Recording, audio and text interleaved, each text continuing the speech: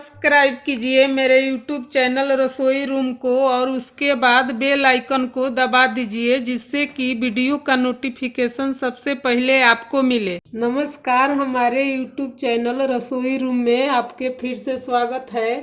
आज मैं कढ़ा के रेसिपी लेके आई हूँ जो ठंड से बचने के लिए कई उपाय किए जाते हैं, पर इनमें से सबसे बढ़िया है काढ़ा पीना। रात में सोने से आधे घंटे पहले 1 कप काढ़ा पीना बहुत फायदेमंद होता है।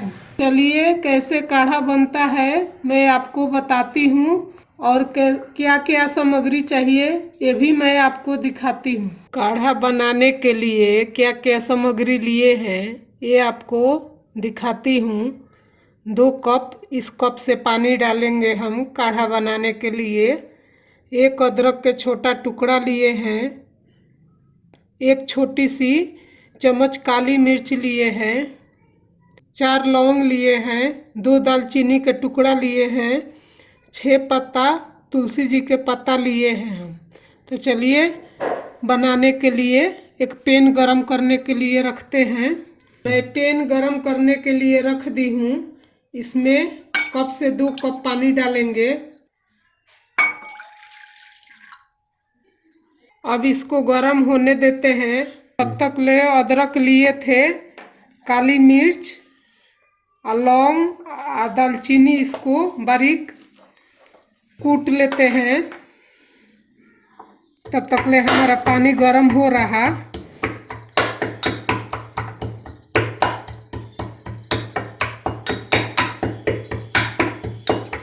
कूट के मैं दिखाती हूँ आपको।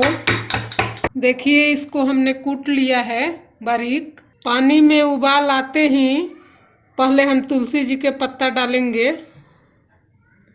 देखिए हमारे पानी में उबाल आने लग गया, तो इसमें मैं तुलसी जी के पत्ता डालूंगी और जो बारीक कूट लिए थे इसको भी डाल देंगे।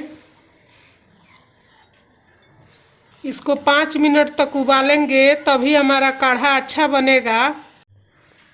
देखिए हमारा काढ़ा 5 मिनट हो गए हैं, कितना अच्छा कलर भी आ गई है।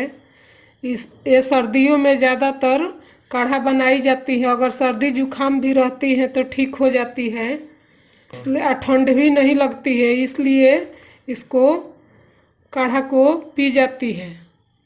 तो अब हमारा काढ़ा तैयार हो गया है और फ्लेम को बंद कर देंगे। हम 1 कप में छान लेंगे। देखिए हम काढ़ा 1 कप में छान लिए हैं। देखने में कितना अच्छा लग रहा। ये सर्दियों में रात के समय खाना खाने के बाद पीनी चाहिए।